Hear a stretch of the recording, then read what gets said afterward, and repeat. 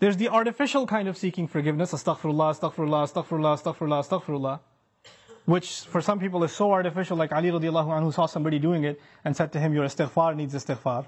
Because it's just rolling off your tongue. There are some things that keep you and me from seeking Allah's forgiveness.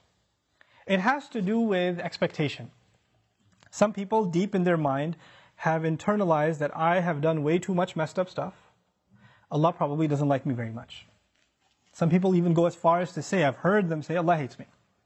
Allah hates me. Allah doesn't like me. Allah is angry with me. I've done a lot of bad things. I knew Allah doesn't want me to do this, and I did it anyway, and I did it over and over and over again. So I'm basically off of Allah's good books. My prayers don't mean it. And when people internalize that, you know what they do? I'm a bad person. Could you make dua for me? Because I'm disqualified already. So you need to make dua for me.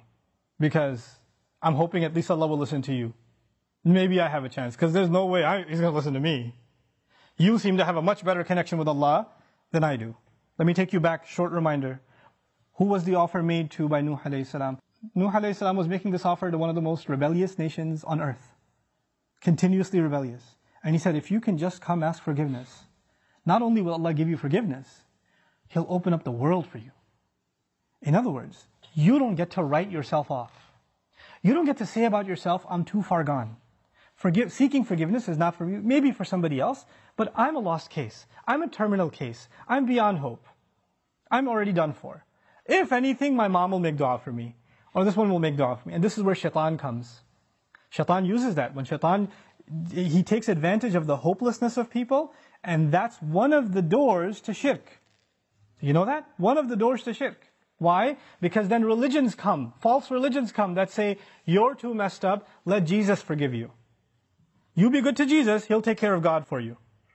He'll be in between. Or they'll place somebody else in between. This saint, go to his grave.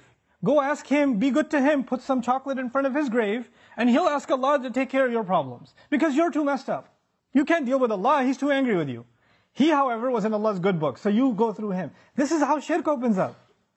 In other words, the essence of our direct connection with Allah, which is what Iman is, which is what Tawheed is, which is what La ilaha illallah is. The essence of it is you get to ask Allah directly for what you need. And I'm telling you, I'm reminding myself, the thing we need the most, because it will take care of all of our needs, is seeking forgiveness.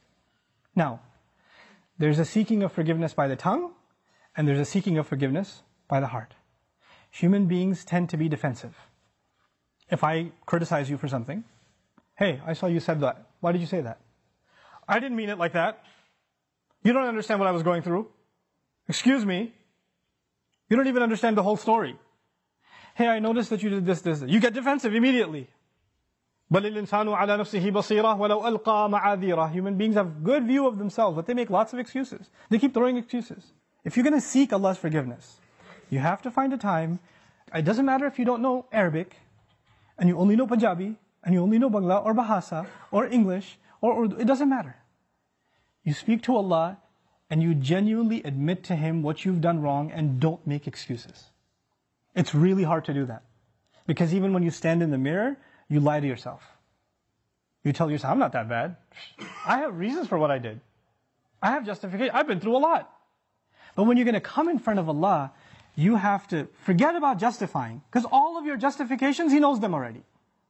He knows what you were going through. He knew it was a tough time. He knew that this was overwhelming you, that was overwhelming you. I was under a lot of stress, Ya Rab, that's why I drank. Don't give Him the reasons. He knows your reasons better than you do.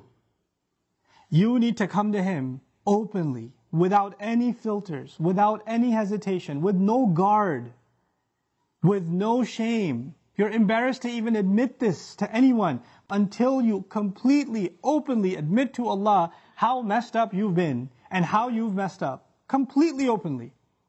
And as you do it, let me tell you, as you start verbalizing those things, I would be hard-pressed to think tears are not going to roll down your eyes.